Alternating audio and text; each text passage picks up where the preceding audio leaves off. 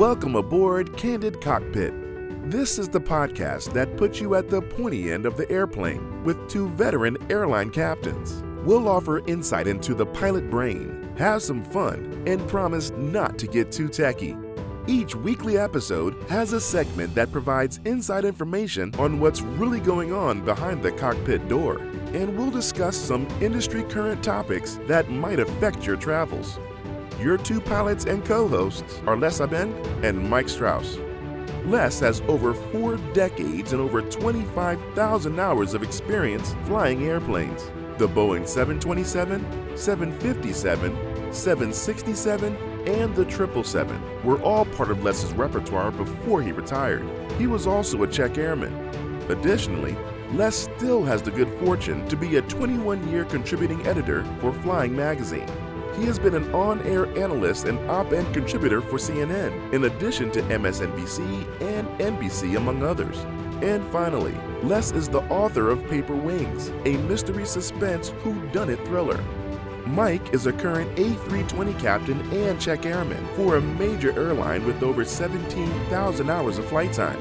In addition to his airline experience, Mike has a diverse general aviation background as an airplane salesman and a corporate pilot flying celebrities and VIPs. If you haven't done so already, please listen to the Welcome Aboard introductory episode. Don't get on an airplane until you've listened to Candid Cockpit.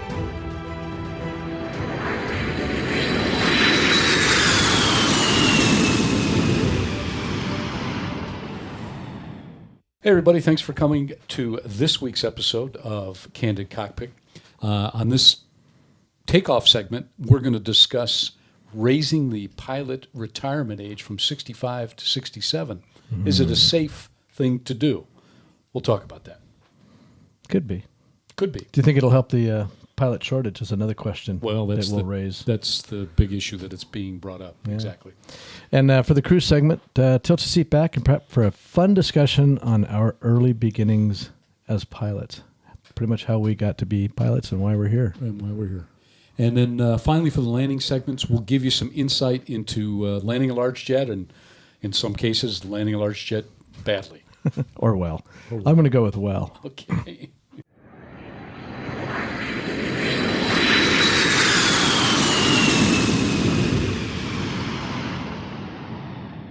So we have a favor asked as we carry on here. Invite your friends to listen to Candid Cockpit podcast. And then, secondly, send us an email. Let us know if there's a topic you would like discussed. And if we discuss it on air, we'll put your name on air with your permission. Of course. And finally, next time you're on an airplane, say hello to your pilots and tell them about the Candid Cockpit and see if they listen to it.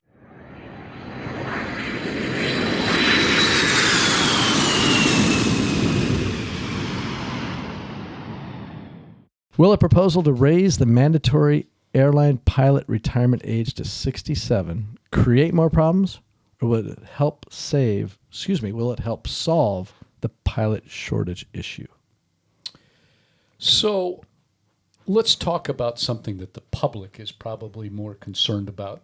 Is there a safety issue with having older pilots in the cockpit? Some might argue age, but then I think some might argue experience. I think pilots want to, or passengers want to see pilots with a little bit of gray hair, at least some. I've been accused of, you're the captain, where's your gray hair? Right. So yeah, right. They do. So that doesn't necessarily equate to health necessarily. No. It does equate to experience. But let's stay on the medical topic. As we get older, we all, things just don't work as well, right? Correct. Now, most pilots that get hired by the airline are screened for their medical history and for their medical health. And we have to sustain a medical certificate. Correct. So we are generally above average as far as health is concerned with the rest of the public. Correct. Right. But there are things, cardiac issues do start to arise as we get older, and then there are other things. It's simple things like knees, start to fall apart. Shoulders. So, that kind of thing starts to get worse as we get older. There was a discussion on one of the network channels, one of the financial network channels, with Scott Kirby, the CEO of United Airlines. And he said 36% of his 64-year-old pilots were either on short-term medical leave or long-term medical leave, which means they're 1 year away from retirement. Right. And why is that? Partly could be because they want to get stuff fixed while they still have insurance. Yeah, and it's understandable because they have better insurance. At 65, you go on Medicare. I mean, there are some folks that will have their own private insurance, but generally speaking, it's better insurance with the airline. Agreed. Right. Yeah. And so you want to get things fixed before you have to retire. So yeah, really, is it 65 or is it 64? People just start punching out to get these items fixed. Takes them out of the cockpit for that last year, so to speak. And the other part of it is that the public might be concerned with, and some of our legislators might be concerned with, is more of the mental acuity aspect of it. You could, but I still think in your mid-60s, you're pretty sharp. And I would say the majority of us, of course, are. Right. And there was some suggestion of a mental acuity test that could be presented. But at the end of the day, what do we do every recurrent training? We study when we practice for the emergencies that we rarely encounter. So it keeps us sharp for that very reason. Right. If you think about it, when you go to your aviation medical examiner and he gives you your biannual medical, right, he's probably playing some psych games with you to see just how acute you are to what's going on in your surroundings. It's not just stick your tongue out and breathe, and say, ah. They're kind of playing some games, or asking questions, seeing how things are going. They're kind of checking you as you sit in that office and converse with them. I'm just trying to figure out how I got through the medical then. It's the $100 bills you keep handing the guy. Well, that's despite, yeah. But I think that sort of addresses the medical, and I think the big concern is, hey, you have two pilots up there, and one has a serious medical issue where he's going to get incapacitated. Right. That's kind of seems like a threat and a scare to our passengers. But at the end of the day, that rarely happens. Very. And the other pilot up there is going to be able to handle the situation. Absolutely. I mean, that's part of the training too. Exactly. Yeah. We go through situations where the other pilot during your training just kind of goes incapacitated, whether it's just slumps over or just doesn't pay attention, and the pilot that is now flying must take up that slack and recognize what's happening and continue to carry on to a safe outcome. Our airline actually had a DC-10 land in Newark with a captain that became incapacitated and very unfortunately had a cardiac arrest, and a co-pilot recognized that he was having problems Right. and was able to get control of the airplane very quickly because they were on short final. Oh, when that is bad timing. Yeah, bad timing. But again, like I said, that's part of the training. Is we train for these things. We train for this is never going to happen, although it might happen. Correct. Yeah, Right, and that's what. right. And like I said previously, that keeps us sharp as well. Yeah. Yeah. So we've sort of answered the medical questions with Right. reference to the raising the retirement age from 65 to 67. Medically, I don't think we're falling into issues, but so where are the issues? And I think what we have to go to is what is happening globally, Right. and what we're talking about at this point is that with International Civil Aviation Organization rules, ICAO as we call them, age 65 is the limit for majority of the countries more throughout the countries. world. Australia does have an exception to that, but those pilots can fly over 65, but they have to stay domestic in their country. Okay. So here in the United States, 65 is maximum. So if we have pilots that are that age that are in international flying, and guess what? They're going to a country that doesn't allow over 65. Because they when can't we fly. to another country, we're now flying under their rules. Correct. Or ICAO rules. ICAO rules, right. So at the end of the day, we may not be able to fly to that particular country because of the ICAO rules of not being able to fly over age 65. And age 65 pilots, for the most part, are the senior pilots, and they're flying big equipment. Yep. And the airlines as well are integrating international flying with domestic flying on the same trip that you report to, Right. Right. Yeah. So you go to Australia one day, come home from there a couple of days later. Now you're in Los Angeles or New York or someplace like that. So what they would have to do is to parse out a schedule for the over 65-year-old. And how do you do that when we have the old standard seniority-based system? Seniority rules everything, and by doing that, you're usurping it dramatically. Or you could be. Well, you're not being fair to the junior people. Why does the senior guy, just because he's over age 65, get a domestic schedule in that particular airplane? Right. And most of the time, we're talking wide-body aircraft, Right. right?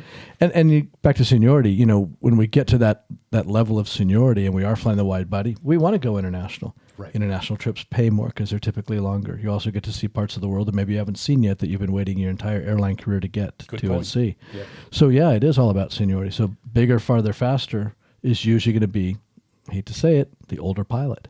Right. And really, it's compensation. It is about the almighty dollar. Well, that's what drives it. The bigger the airplane, the bigger the paycheck, essentially. Right. So parsing that out would be difficult. The other, if you ask the airline to pay the same rate, if that pilot was flying those trips, they're not going to be. No. They're going to be very reluctant to do that. Exactly. That wouldn't be a situation the airline would be willing to compensate for. The other part is, would a senior pilot that's been flying an airplane like I flew a 777 want to go back and make a bunch of landings flying the 737 right. or A320, whatever narrow body airplane is? If they were to go back or were forced to go back, what would that do? Well, that would bottleneck the training. It would, well, because right? Now they've got to go to a different airplane. They've got to put someone else in the other airplane to fill his seat or that pilot's seat, not his or her seat. Yeah, because they're transitioning. And there's already enough of a bottleneck in training as it is.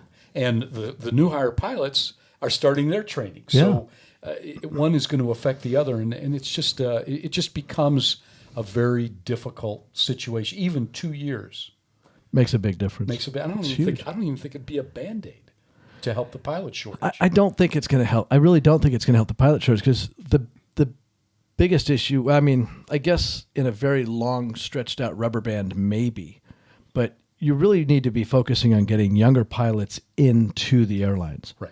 So, and that's a whole other program. We talk about ab initio, something like that. That's another topic. Starting from zero time. Right? Yeah. So, again, extending 2 years, really all you're doing is helping the older guys that don't want to quit flying to keep flying. And I just, I think it's making the problem absolutely worse. And we're not solving, the experience problem that we'll be discussing. And at the end of the day, you've got to move ahead with the idea that older pilots are just going to retire. Yeah, it's going to happen. That's the only way to do it. And age 67, by the way, you kind of know Mike and I, how we feel about it.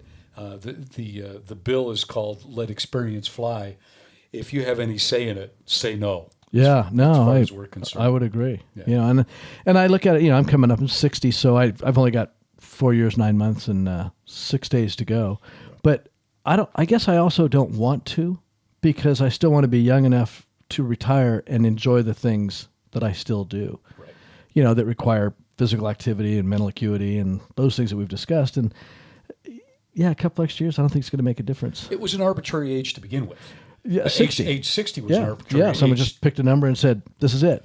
Now, granted, back when that number was chosen, the average life expectancy was a bit lower than it is now. True, but the reasoning behind that was actually the CEO of the airline I flew for, American Airlines, said that he was concerned that the older pilots that were flying these propeller-driven aircraft, right, sophisticated propeller-driven aircraft, weren't going to be able to transition to the jet age. The technology of the jet age. The technology of the jet age, which was proven totally wrong, but it stuck. I think it's harder to fly that than Yeah. a 727. Yeah, for those of you that are just listening, it's Mike is pointing at a Lockheed Electra that was part of my 6-year-old life. But anyhow, true. But I think I just say let's just say no. Say no. And let experienced pilots fly. Agreed.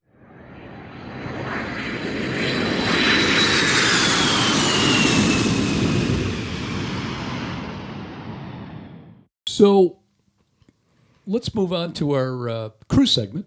And our cruise segment is kind of fun for both of us. We both talked about it before, probably over beers. But let's tell our listening public about our how we began flying and where we got the experience to get to the airline. To where we are now. To where we are now. Well, not just the experience to get here, but how you got here. Because we have two very different stories. You know, mine is blind squirrel nut theory almost. It was never on my radar to become an airline pilot. You took a more common path to get here. You had it in your brain from age, well, I'm going to use the age, 6. 6, yeah. To be an airline pilot. You chose your airline. I just chose to fly because I got tired of driving to Mexico to go surfing. All right, tell the beer story. Tell the story. So going to school in San Diego on weekends, me and my buddies, we'd usually cruise down into Mexico to go surfing and, drink beer under 21 because it's legal in Mexico. And there was a place called Scorpion Bay, great right point, about 2/3 of the way down the peninsula. And one day this guy in a Cessna 180 lands his airplane on the beach, pulls the surfboard out. And I'm out in the lineup and I'm watching this and I just get this kind of sideways dog eyes look and thought, that guy's class genius.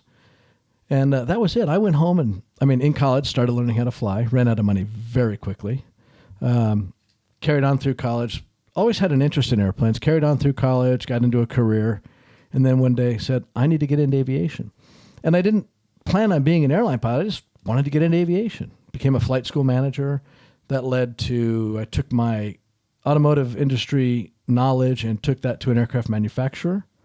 That led me to getting involved with one of our customers in their off-road race team. They said, we want to buy a real airplane, a small jet, and have you manage and fly it. And I said, well, I don't fly those. And they go, what do you have to do? I got to go to school. Go to school. So I went to school. That led to a bigger jet. And that got me pretty deep into the corporate world of flying. And then I decided, a few years, it was really fun. I was a young man at the time, younger. And then I decided, I think I'd like a schedule. And the only way to get a true schedule in aviation is own your own airplane, fly it when you want, or be an airline pilot. And so I chose the airline route. And it was, again, not a common route to get to where I am, but I'm here and I wouldn't have wanted to do anything different. I love the way I got here. Would I have liked to have done it the way you and a lot of my colleagues did? Sure. But then I might have missed out on some experiences in life that I really enjoyed. Yeah, and it's funny that you say that because if I had any regrets, which I really don't, it was not stopping along the way and smelling the roses. You and I discuss about working on our own airplanes. Well, I wish that I had spent enough time that I could have got my airframe and power plant license. So, but for me, we're both civilians, so we don't have military background. So in a way, we had similar paths, kind of working through the School of Hard Knocks as far as that's concerned. But for me, I got that certificate that when I was 6 years old, and it was an inspiration for me. It was, I could appear for an interview 20 years from that date. Would it be fun if we did that today to pilots, these young kids that come on board? It would. Yeah. It really would. It would be very inspiring. My parents thought I would get over it, and I never did. And I didn't. And I showed up on, 20 years from that date I told them I was coming, and right. We had people on furlough. And in furlough in airline terms means that you're not fired, you're just laid off, essentially. So so I showed up. But before I got to that point, what I had done was I started working for flight time, sweeping hangar floors for flight time. And you needed to do that because learning to fly is not inexpensive. No. And especially since we did take the civilian route, this is how you do it. Exactly. And I literally broke a piggy bank when I had to actually pay for my lessons. And, from there, I soloed before I could drive the car. And, at 17, I got my private license. And then I worked my way around looking for aviation schools. Mostly I started with Air Force ROTC. And then, I found my alma mater, which they would love for me to mention, Purdue University. Please do. Yeah. And from Purdue University, it was a 4-year program with other academics involved. And I learned how to interview because I didn't get into the program right away. So my freshman year, I would literally take my bike from campus out to the airport to the dean of the school of aviation, the flight school of aviation, and say, I would like my opportunity to fly here at Purdue University. And he got so tired of me, I'm sure it had nothing to do with academics. Just said, all right. Yeah. It's enough. If you don't ask, you don't get. So I've lived by that theory. So it works. It taught me a lot of perseverance. Yeah. And so... Which you need as an airline pilot. You do. You really do. You do. It's just not handed to you. No. I mean, it's a little easier than what it was when you and I tried. Yeah. To climb the ladder. But anyhow, when I got to that point, I got through 4 years of school. How I don't know, but I managed to. More $100 bills. Whatever it took. So I became a flight instructor while I was at school, and then I would teach when I came home to my hometown. And I actually taught Air Force ROTC students that were learning to fly initially at Purdue University. And then after that, I decided I'm going to go out and find a commuter airline that I can work for. And the first one I stopped at was Chautauqua Airlines in Jamestown, New York. And they said, okay. You're hired. Yeah. You're hired. No, and that's, again, you went knocking on doors. Otherwise, if you hadn't learned that perseverance in your first year of college at Purdue, you might not have had that wherewithal to go knock on doors like that. And I had very limited experience, very little time. But that's how it worked back then. And I sat in the right seat of a Beech 99 and ended up even getting furloughed from this little airline, this little commuter airline. They were called Allegheny Commuters at the time. Mm-hmm. And then I transferred up to South Jersey, became a co-pilot there, and flew back and forth between Philadelphia, Washington, D.C., Atlantic City, Newark, all those places. And then I became a captain on the airplane at 23 years old, which was the minimum requirement. I was going to say minimum requirement for your ATP, your Airline Transport Pilot Certificate, which is required to be a captain at an airline. Right. Yeah. Exactly. And I remember my paycheck as a captain for an airline was the gross salary, and it was gross, was $1,208 for the year, for the month. Sorry. For the month. That was gross salary. And my father used to say, you know what? I know you put your name up on the bulkhead when you get into the airplane.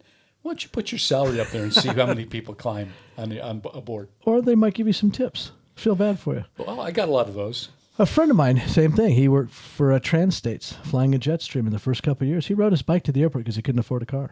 Yeah. Now, it's a completely different story now. Correct. People can actually make a living at it now. But I was pretty much below the food stamp wage at that particular, at least as a co-pilot. The welfare line. Yeah, the welfare line. But, that progressed into a freight carrier that at the time contracted with UPS before they had their actual fleet. And I went right to a 727. And it's a big jump. It's a huge jump. I mean, the airplane that I was flying took off at the same speeds that, or cruised at the same speeds the 7.2. The 7.2. Took off and landed at. Yeah, so... Anyhow, I got on with them and kept in touch with a gentleman that I met that was a captain for an airline called Wiener Alaska. And I never thought I'd ever really hear from him again, but I actually met him the day before we were going to start what they call basic indoctrination at the airline, at the airline that flew freight. And anyhow, down the road a piece, he called me and he said, "How would you like a job?"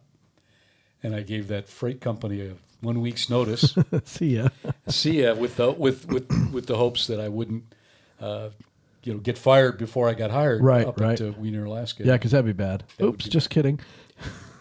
And my interview included smoked salmon. So if I had to like smoked salmon. I had to like. So I didn't care if I hated it. I was Alaska. You're going to eat it. I was going to eat it. You show up in an interview, you do almost anything, depending on how bad you want the job. Yeah, exactly.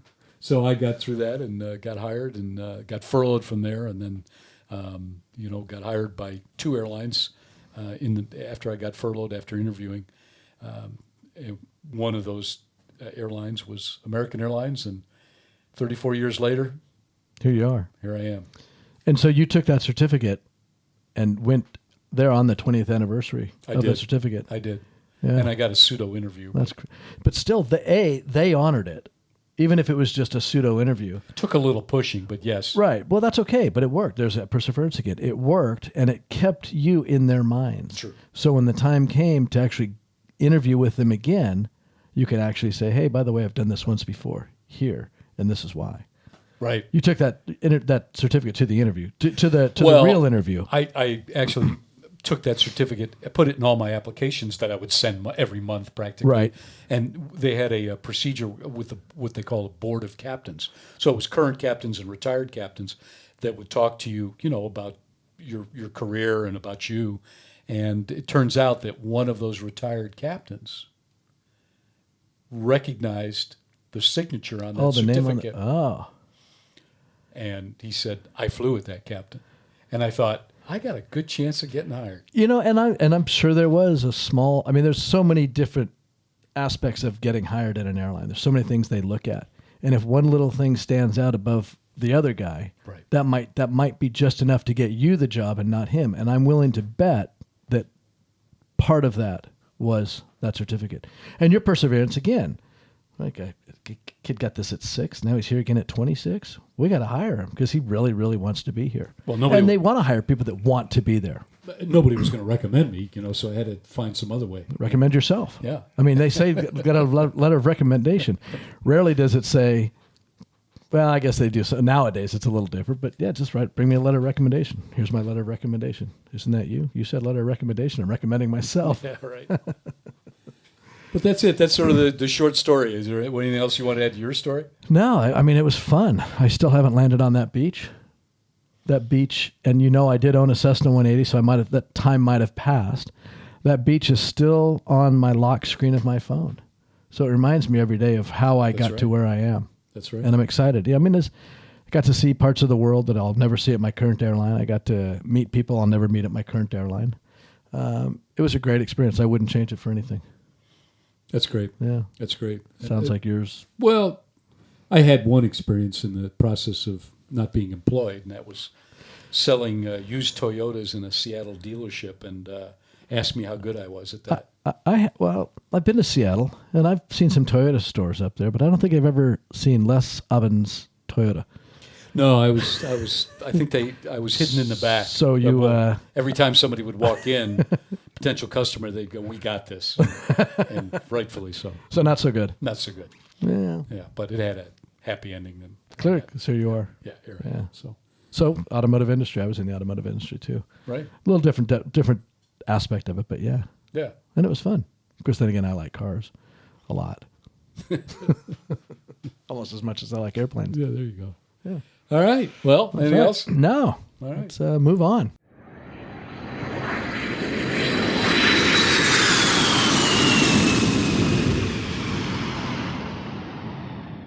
Once again, we have a favor to ask. Invite your friends to the Candid Cockpit podcast, And please consider sending an email with a question or a topic that you'd like discussed. And send it to candidcockpit.com, and we'll mention your name on air with your permission, of course. Mike Strauss. Mike Strauss. Oh, I have to give you a topic. Yeah, topic. Finally, say hello to your pilots next time you board an airplane, and tell them you listen to Candid Cockpit, and ask them if they do. And if they say no, say you should.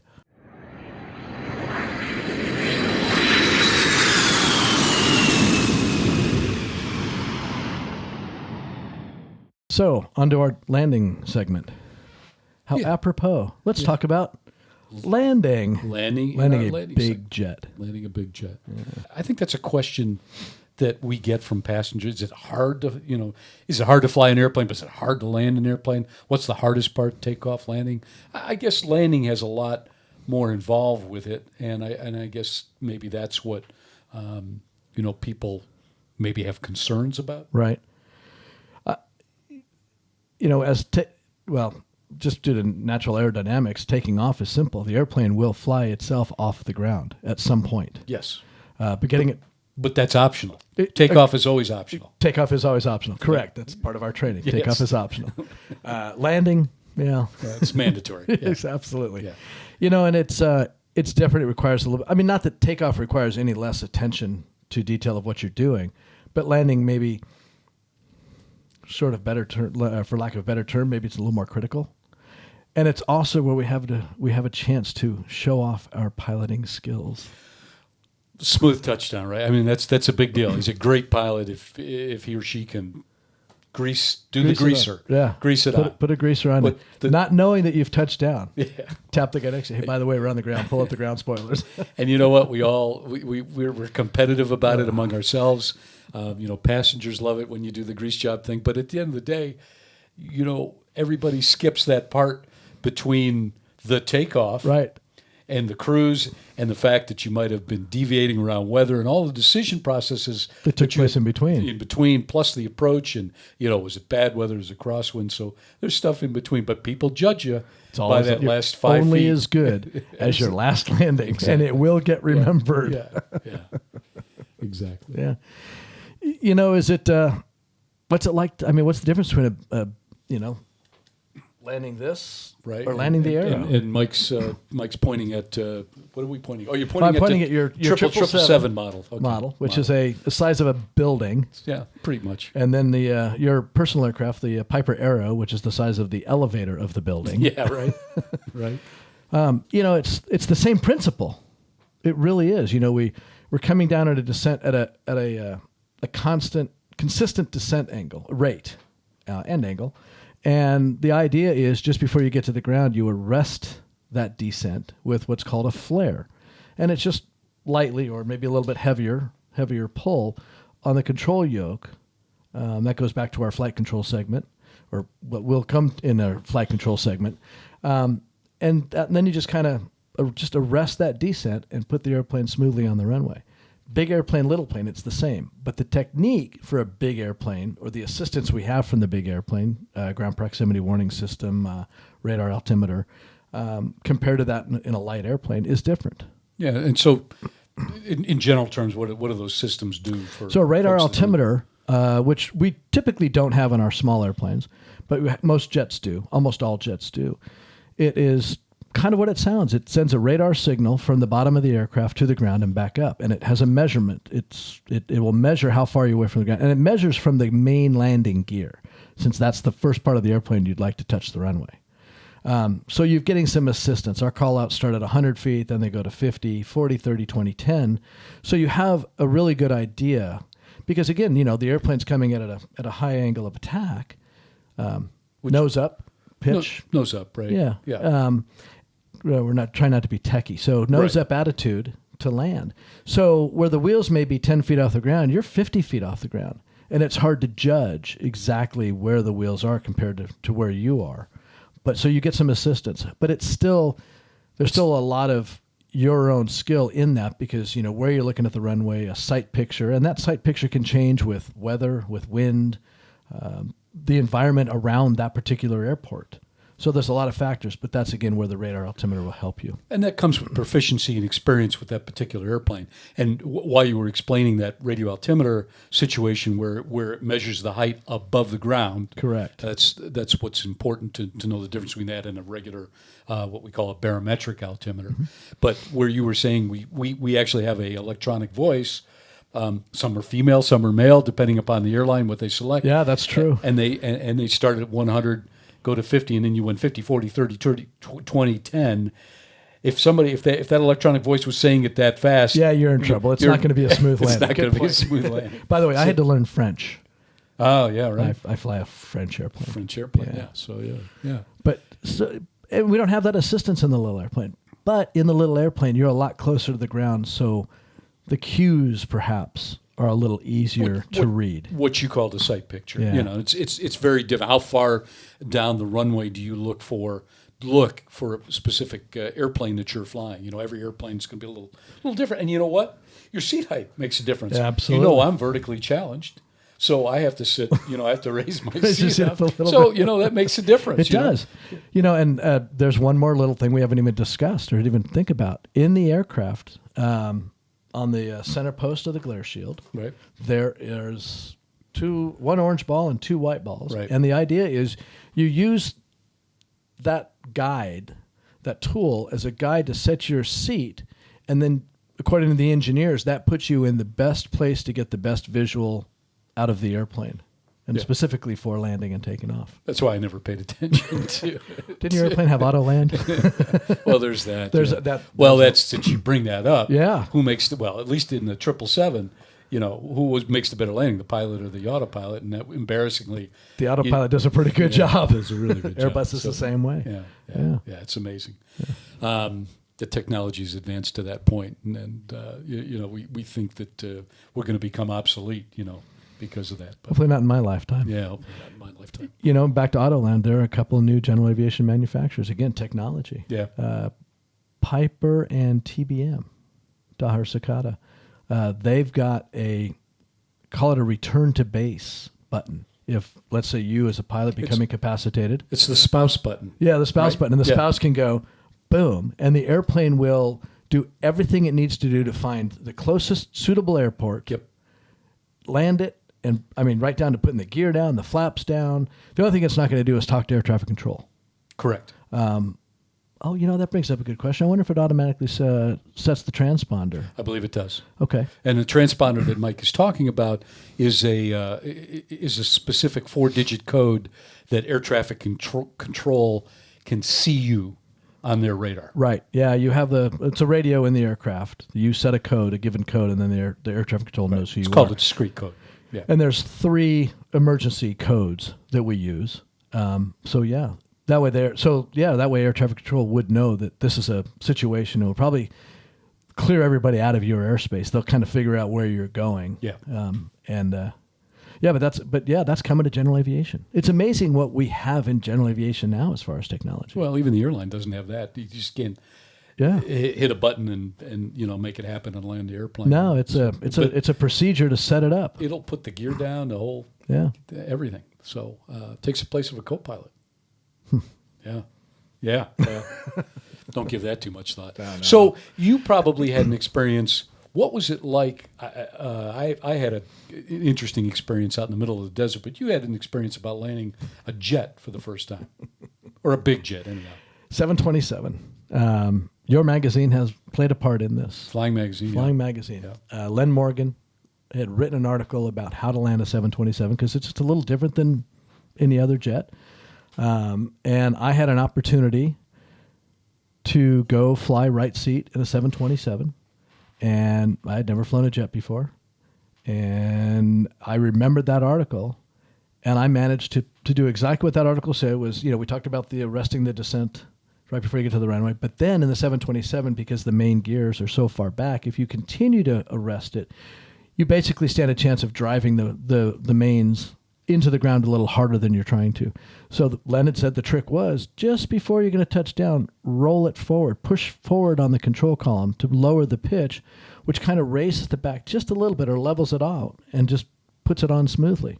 And I did just that. And the guy I was flying with got mad at me because my first landing in the 727 was far better than his first landing or second or third or fourth landing in the 727. But it all goes, especially in the 727, it all goes downhill from there. Of course. Yeah.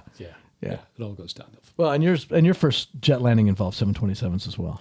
It did. I was out in the middle of the desert. I was working for that freight company I talked about earlier, and I was the last to go. There were two co-pilots who were upgrading the captain that were alternating seats, and we were doing stop and goes, essentially. And actually, we did touch and goes as well, believe it or not. Really? The runway was long enough. Okay. So we were doing that, and I was just, I was besides myself thinking, this is not going to work. I'm going to make a big smoking hole in the desert because my training was very abbreviated. Right. I felt I needed more, and I wasn't the ace of the base. We always do. Well, we always do, but I didn't feel I was quite the ace of the base, when I got done with training. And here we are about to do this in this huge jet that I was going to potentially, Create a crater in the desert. create a crater. So And anyhow, these guys had experience too. and they had an experience, and they were doing an awful job, an absolute awful job. They were just, if you had dentures, you would have lost them on that. So it was my turn, and I thought I had sweated everything out of my hands by then, and I managed to go around 3 times the pattern, Right. and did a respectable Little job, job. even with one little grease job on one of the landings, Nice. and that was a big relief. It's funny. Every landing in a jet is different. Every single one of them. It's Yeah. so hard to duplicate the one you just did, as much Yeah. as you want to. It's an art. It is an art, It is an art. Yeah. So, yeah. but it's fun, and it is. I think it's the greatest challenge that we do in the airplane. It is. I mean, that's what I love to do. Yeah. I was always a proponent of flying the airplane up to altitude, and then at least by 10,000 feet, I would click the autopilot off for landing, Right. and fly the jet. Now it would scare my co-pilots. So that it drives me. I do the same thing. I still do it to this day, and they're like, "Well, when are you going to put the autopilot on?" Or, wait, why are you taking the autopilot off so high? Fly. I'm a pilot. Well, Right. but the autopilot. Yeah. If you want to call me Otto, then call me Otto. Yeah. No, I agree. They Yeah. fly the same. I mean, they fly like an airplane. Well, you and I enjoy flying, and We do. Some of these guys just want to get the job done, and they want to get it done efficiently. And I'm not saying we're not efficient when we fly the airplane, but it's what we did. It's what we signed up for. It was our passion. Yeah, And there are people that fly for a living because it's a good living and good flexibility and good travel and stuff like that. Where I like to think that most pilots fly because they love to fly. It's not just a job. yeah. Yeah. But a lot of times you find that you're the one with the most passion in the airplane, and that's fine. Yeah. I'm not bothered by that. A lot of the military folks that got on with a lot of experience and great experience, for them it's the airplane's parked at the gate and they're done. Yeah, They don't fly airplanes when they get home. I mean, it's an expensive hobby, right? it is. But they have no interest in anything about the airline when they get home, anything about airplanes Or aviation in general. and aviation in general. So we do have them out there, but We're not them. we're not them. I get to go fly today as soon as we're done with this. That's right. I'm That's gonna go right. fly. You can take your Bonanza out of here. I'm going to hope for a good greaser landing. Yeah, Bonanza's pretty easy well, to fly yeah. and land. But you'll be by yourself, so all you can do is lie. I wouldn't lie to myself. Not much. Landing. Anything else? No, I Call got- the landing segment Let's, a nice greaser? Yeah, we'll call it a greaser. All right. Awesome.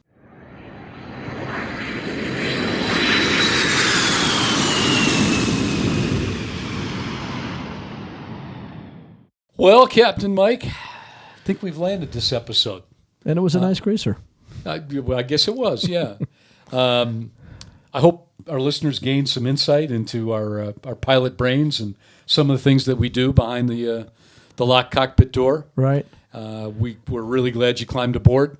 Next week, we'll be discussing pilot background experience. Who's the better pilot, the military or the civilian? Yeah. That topic came up very briefly in our landing segment, military and civilian pilots. We'll have some fun. It'll be a with good that. conversation. Yep. Once again, as we start our parking checklist, just want to ask our listeners one more time, get on the PA and spread the word about our podcast to your friends, your family, and send us an email at candidcockpit.com. Let us know if you have a topic you'd like to discuss. And with your permission, we'll mention your name on the air. Also follow us on Twitter, Facebook, and check out our website, Candid Camera. I did it, Candid Camera. CandidCockpit.com. And don't forget Instagram. And remember, don't get on an airplane until you've listened to Candid Cockpit. Till the next takeoff, have a safe flight. Thanks for coming with us. Have a safe flight. Thanks for joining us.